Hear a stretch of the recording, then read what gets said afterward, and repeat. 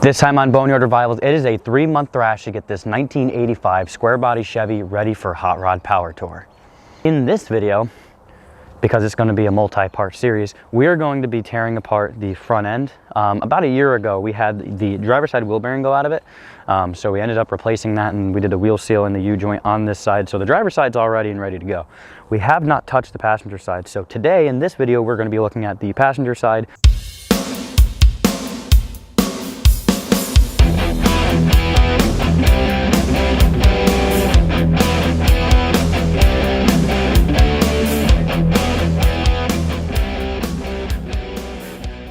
What do we have here?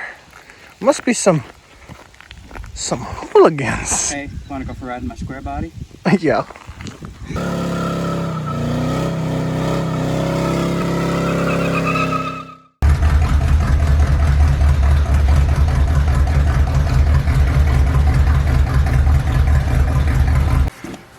Alright, so we're gonna take the tire off here.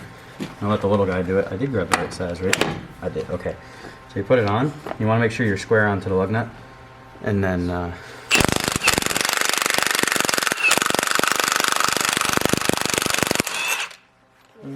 pull it off. Alright, you want to do that one? Yeah. Go ahead. Go ahead. There you go. Keep coming. Keep going. Hold it. There you go. See? Look at that. Good job. One more. There you go. Oh, you're good. Look at that. Look at that. Boom. Tires off. Oh, what a muddy tire. Oh, man, you got a muddy tire. Little mud on it. Woohoo! Tire is off. So the actual caliper bolts on these the heavier duty square bodies, I'm not sure how they are on the K10s and whatnot, but they're actually a hex bit. So they actually get them out. You actually have to use a hex, where your conventional would just be a regular, like, I don't know, like 1/2 inch or like 13 millimeter-ish socket, depending on the size and whatnot. Well, at least for cars and whatnot, but these are hex bolts, so there we go. I'd say these should have been NICs the last time. Oh, no, I never had this side apart. So none of this stuff is NICs, at least from my knowledge. When we put it all back together, we'll put NICs on all of it. Actually, probably could compress that a little bit now, but it should slide off. There we go. And there you go, folks. Alright, so we can go ahead and take our hub off here. It should be a T25 if I'm not mistaken. I'm apparently wrong. Why do I remember it being a... Oh, it is. Just wasn't putting it in there right. So, honestly, you could probably just take it and just spin the whole thing. Just make sure it stays in there. There you go. Yeah, this is the smallest traction I've ever seen. No, they make smaller. What? Maybe I'll twist them out by hand at that point. There you go. Yeah. Got it? Alright. Dun, dun, Just got dun. 4 more to go. Alright, so now we have all of our bolts out that retain the hub in. So we're going to pull the hub out. Sometimes you get a little stuck. These came off. I've had these off before and greased them up pretty good, so it should come right out. Like so.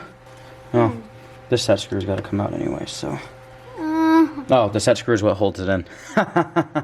It's been a hot minute since I've been in one of these.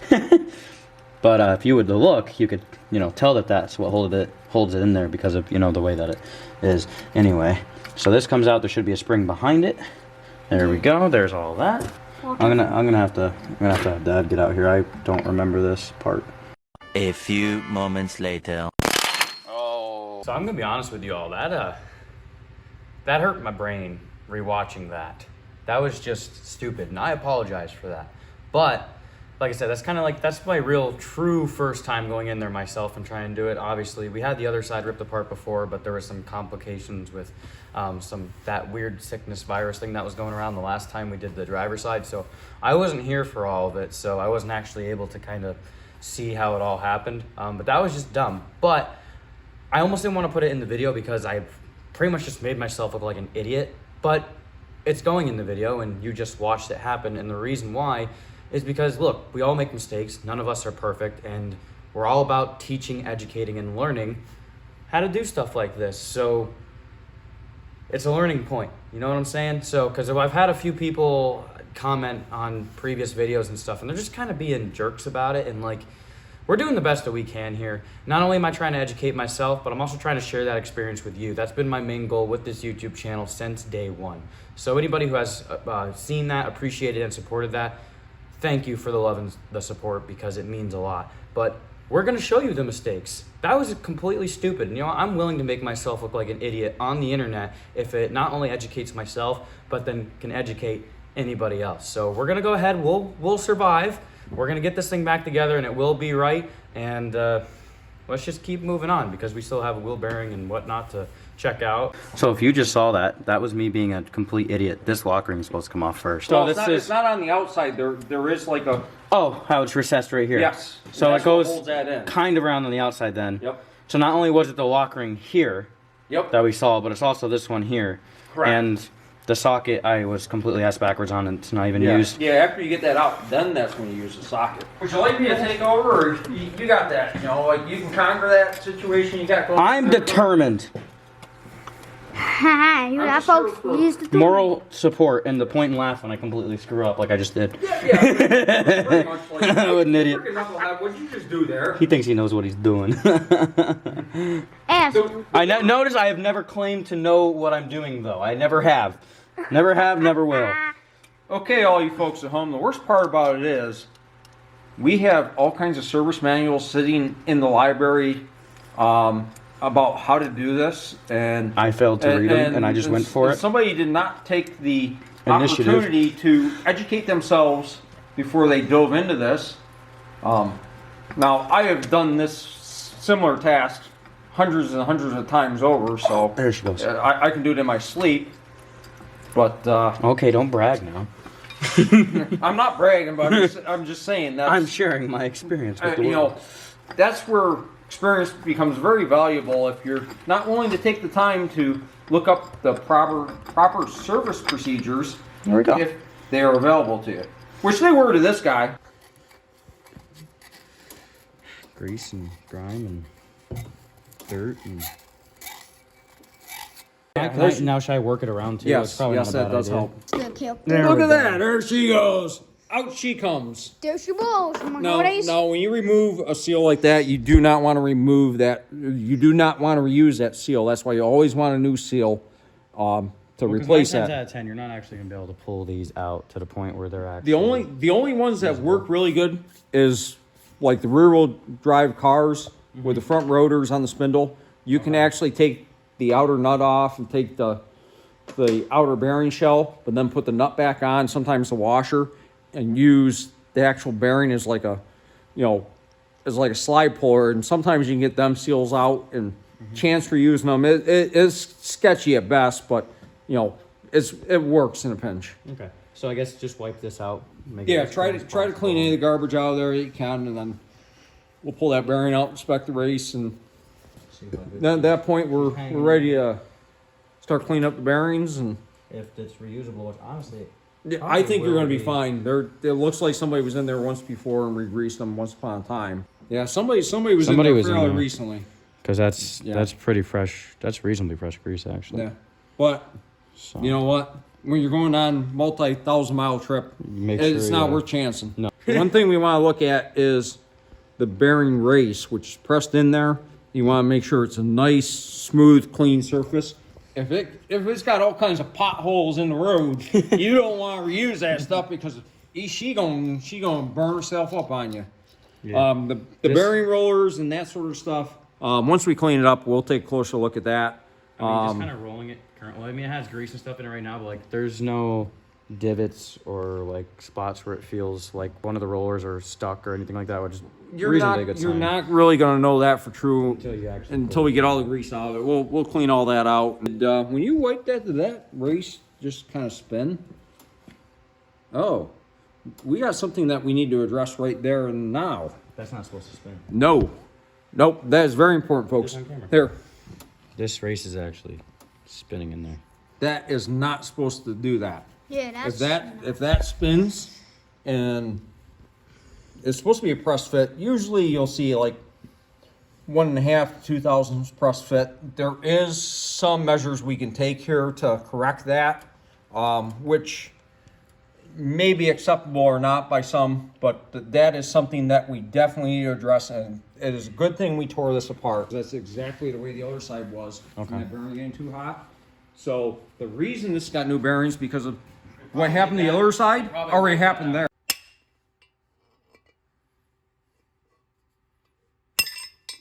There she goes. We were just discussing that this was actually spinning in there. You could see that via the grooves that are worn into the outside of it. But the inside looks good, and so you have a trick that we're gonna do to. Essentially, what happened here? There was a previous inner bearing failure. This is the inner bearing race that's on the inside of the spindle, inside of the hub, and most likely what happened on this truck, there was a previous failure where the bearing was not properly maintained and greased, lubricated, where it locked up on the race and the race spun in the hub. Generally, the best practice is to get a replacement hub because of their press fit. Like when it spun initially, wore that material out of there, so it's no longer a press fit. There is that a lot of mechanics use it. There is a trick that we can do, and we'll kind of show you this to make it work. I'm not, promoting this Nor fix. condoning it, but it will work for our application. Absolutely. Absolutely. It's basically one of those where this is how we're fixing it, and we're just showing you how we're fixing it, not how correct way that's up in the air. Yeah. There's a million ways to do things. This is how we're doing it. General best practice is to replace. Well, the big idea is that this is going to save us money by doing it this way, instead of having to go out and buy a brand new hub or anything like that. Well, that's part of it too for me, because like if the stuff's still usable, the bearing's obviously good, the race isn't beat up on the inside, so let's just make it work. Oh, this is soft metal. Yeah. Wow. No, it's not hard metal at all. Like all over the place. Like like rows of threes or whatever. Like all over the place. You want that. Okay.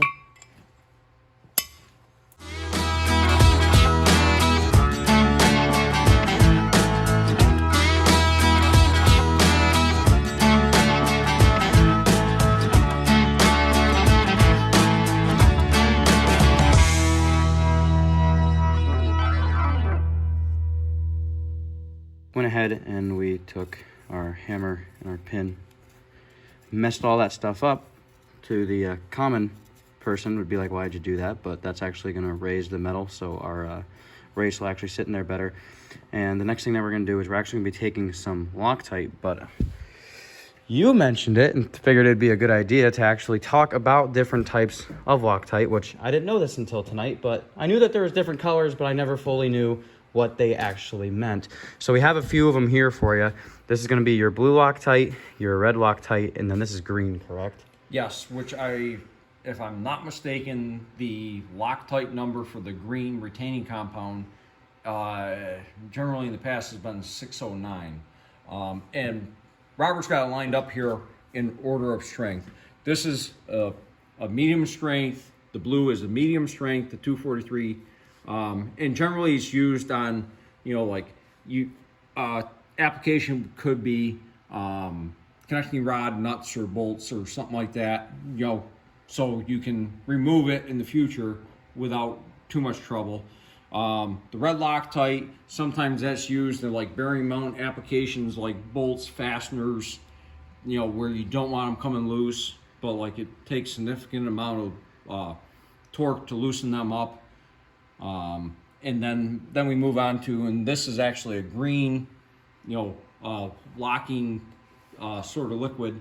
And like I said, I think the equivalent of that would be Loctite like 609, which that is like a retaining compound.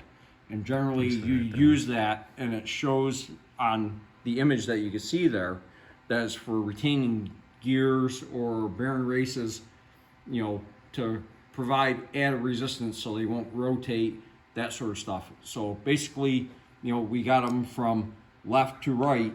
Tight, Tighter. pretty tight.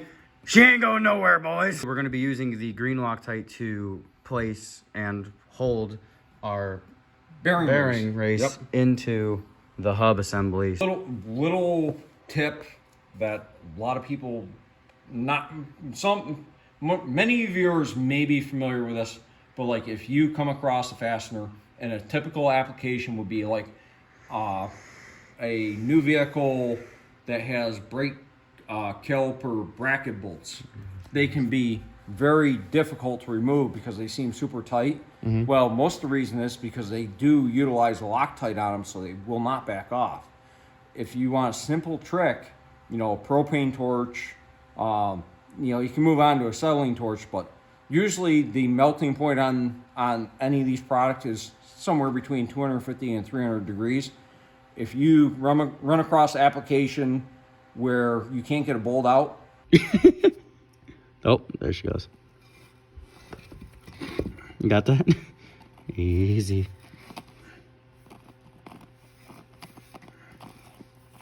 Sorry for the next guy's got to knock that thing out of there, though. It'll probably be me.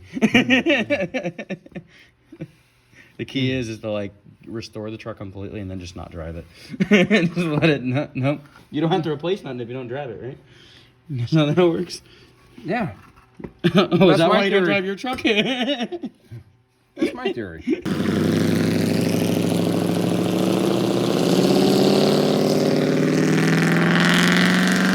Now you said that it's a seal press kit, but it also works for bearings too. But now does it matter the hammer you use to smack it in, there's or? a driver in there that you got to put on there. Oh, it would be that thing. Yeah, look at that. So does it? Oh, it goes in Yeah, like that. yeah. Wow, we're learning something new every day. Two options you got there. Either you can buy a brand new hub that has, you know, brand new machine surfaces, or this is a quick and dirty way to, you know, make it work again. And I've been paying my bills for over 20 years doing this sort of stuff, and It's never failed. this, you know, repair like this hasn't come back and bit me yet. Do it at your own risk, but you know, we're just showing you that so that way if you're in a bind, this will work for This you. is at this point we have an axle shaft to pull out and a U-joint to replace. Just because we have the brand new one, doesn't matter if the old one's good or not. I'm assuming it's probably half shot. So while we're in here, we're also gonna be checking our ball joints. This is gonna be our upper ball joint and our lower ball joint. And I was in here before and something long. Yeah, the lower ball joint is shot. We could just do the lower one because the upper one still seems good, but we're in here and we're going through the whole thing. Just do the upper one too. Get it done and over with, so hopefully we won't have to do it again for the next, I don't know, 10, 15, maybe 20 years, who knows, but we're doing it and we're doing it right before we are going on our 3,000-mile road trip. Upper one will probably be fine. Let's just get them both. Just fester cash is what I'm saying. All right, so we ended up pulling our spindle off.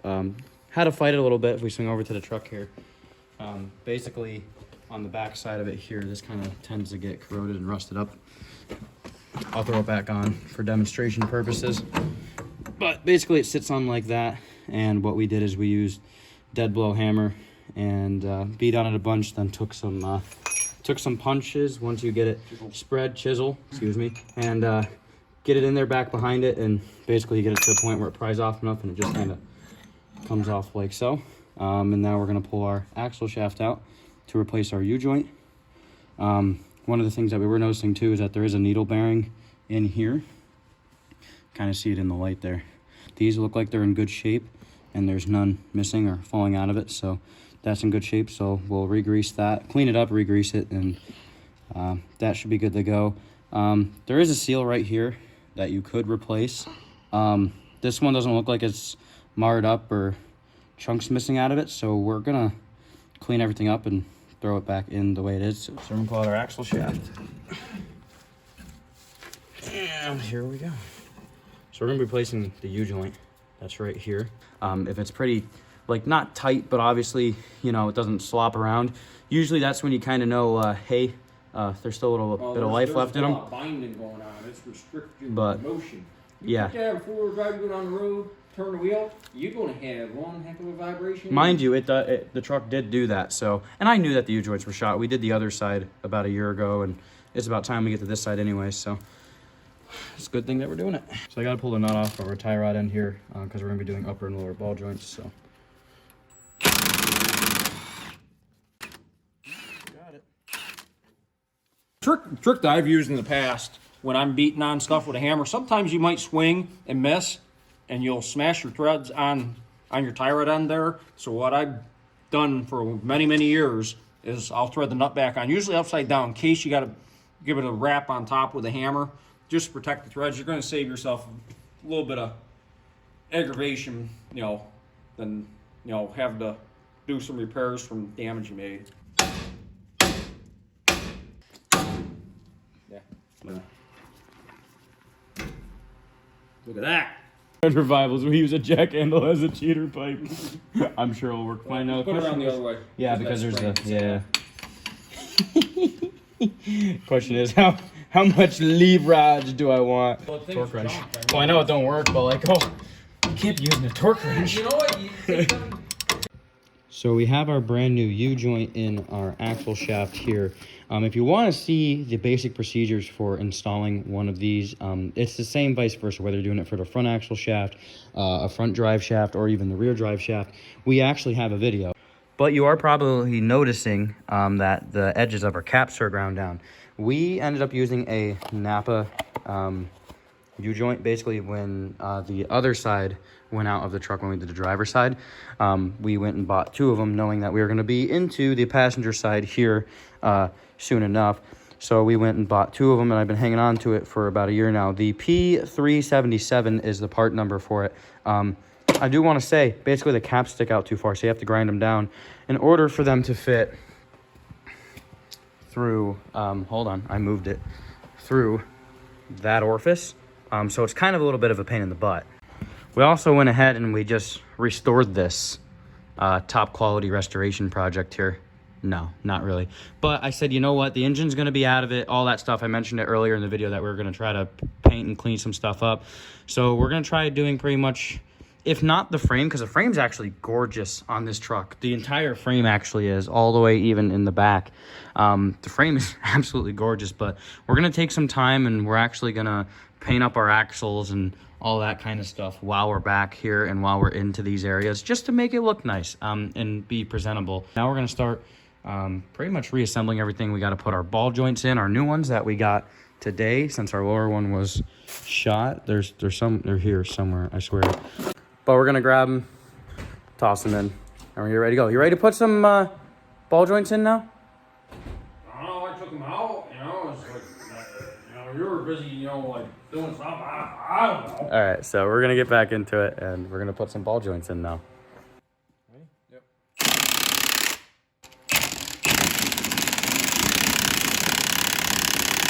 So we're going to put our bottom nut in first. We're just going to pull it up in. So we're reinstalling our knuckle with our ball joints, and one of the issues that we're having is this bottom nut's just spinning. So what we end up doing here, we grab the bottle jack, put it up under, put some pressure on that, so now hopefully it should not spin. So if we get on there with our ratchet, with our socket, we should be able to tighten that guy down the rest of the way. Make a few, and yeah, it actually looks like it is doing what it's supposed to be doing. So we'll tighten this guy up, and then we'll throw in our axle shaft. One other thing I want to go over with you guys quick, our U-joint. It is a greasable one with the Zerk fitting right there. The only problem is though, is that she ain't gonna clear that bottom nut. A lot of complications with it. A little frustrating and a little annoying. So we're gonna have to get a cap to go in here to take up that hole. Figure I'd just let you guys know in case you ordered the same part number U-joint. Just, be prepared for that because it's gonna happen. So I'm starting to get a little ahead of myself, but axle shaft is now back in.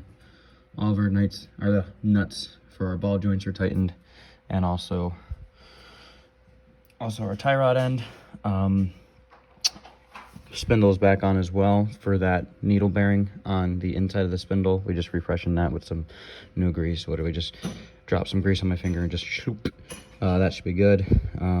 We have our plate back on, and pretty much at this point it's just reassemble the whole thing, and then we'll come back for re-greasing our actual wheel bearings. So we're gonna be packing our wheel bearings with some grease. I'm gonna show you two methods. This is the first one with the actual, would this technically be considered a cup? Yeah, it's a grease cup? Yeah, no, but put the Zerk. There's a Zerk fitting right here, and basically you pump it full of grease and it comes out. There's a little hole down here. It fills up this whole orifice, and then it hits off the top cup, and the top cup redirects it back into the bearing. I don't like this because it's messy and it wastes a lot of grease, but figured to show you how it works. And then I will also show you the old school backwoods method of glob a bunch of grease on your hand and send her home that way.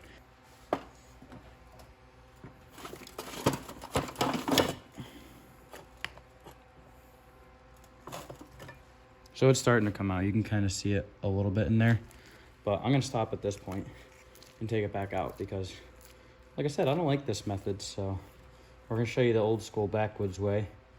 But I'm sure some people will probably be like, oh, well, that's not, that's not the proper procedure with modern technology. But it'll work in a pinch. See, and that's why I don't like it. Look how much it actually wastes. But the backwoods old school way is plop it on the hand. Usually try to get down by your palm. You take your bearing and you press it against the grease that's on your palm. You actually work it around until you see it start coming back up the top side. And you actually see it there. It's just starting to come through on the top there. If you can see it now, I'll bring it up closer. That's when you know you're starting to get it packed in there pretty good. We'll put our wheel seal in. Put a little grease on the edge of it to seal it up. Flip right down. Flip the hub down for this part.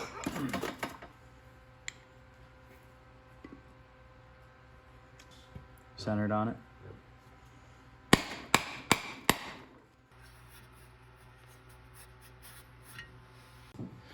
Guess we'll re-preference this again since we're going over it, and I'm trying to remind myself. The first nut that's going to be your inner nut that goes in first is going to be the one with the little divot in it.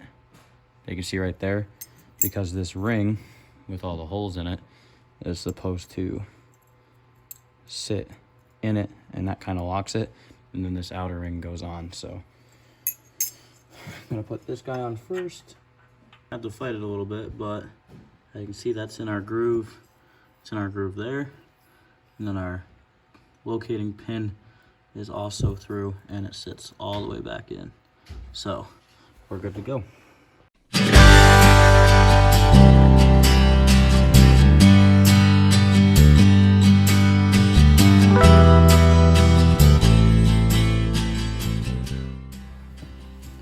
So pretty much whole assembly is back in, but while we're here, we have the caliper off, we painted it and everything.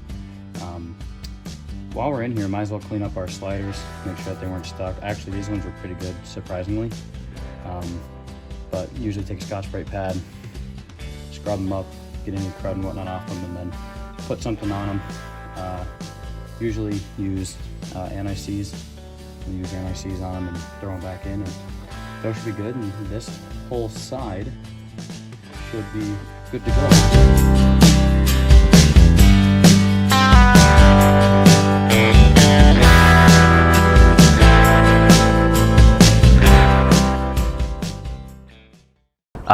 We have 3 months to get this truck ready, and there's a whole bunch of work to do. The whole drivetrain's coming out of it again. We're gonna do a bunch of work to our budget build 350, and she's gonna be getting another tranny. I love the Turbo 400. It's a really good tranny, but it'd be nice to have the extra gear. Plus, I kind of want to return it to factory because this truck originally from the factory came with a 350 small block Chevy and a 700 R4. So we're going to be getting one of the 700 R4s that I actually have for the truck that I actually dropped out of a Suburban a few years ago. We're going to be getting that completely rebuilt, ready to go to handle 450, 500 horsepower. And you all just went, whoa! It's for the 383 that is going to eventually go in this truck because we still have the numbers matching block, as you all know. As far as it goes with this 355, we have a set of cylinder heads for it and a cam and lifter set, and it's going to be pretty happy. It's probably going to be a 350 to 400 horsepower small block, which is freaking badass. We also are going to be getting, we're going to be putting a new exhaust on it. Probably going to actually send that to a really good family friend shop to have that happen. That should be really cool. It's going to be a 3,000 mile road trip. I mean, we have to be in Memphis, Tennessee on June 13th, which is a Monday because Hot Rod Power Tour runs through the entire week. Day 1 is Memphis, Tennessee. Day 2 is Nashville, Tennessee, which I'm excited for Nashville. Day 4 is Alabama. Day 3 is Alabama. Day 4 is Pensacola, Florida, and then day 5 is Atlanta, Georgia, which is, I'm just absolutely pumped and ready to go for it. We're gonna be hitting a few other stops on the way back too, which is gonna be really cool. We'll get that on video for you as well. Kind of share that experience with you. But we need to have this thing ready because down to Memphis is gonna be a 1,000 mile trip. Back up from Georgia is gonna be another 1,000 mile trip. Plus we're gonna be stopping in a spot or two. It's gonna be one of the Carolinas. It's probably be North Carolina. We're gonna stop in North Carolina. It'd be cool to just do it because why not? I haven't been to any of the other states that I'm visiting too, so why not add another one in there on the way back? But so with that being said, we need to completely go through this truck.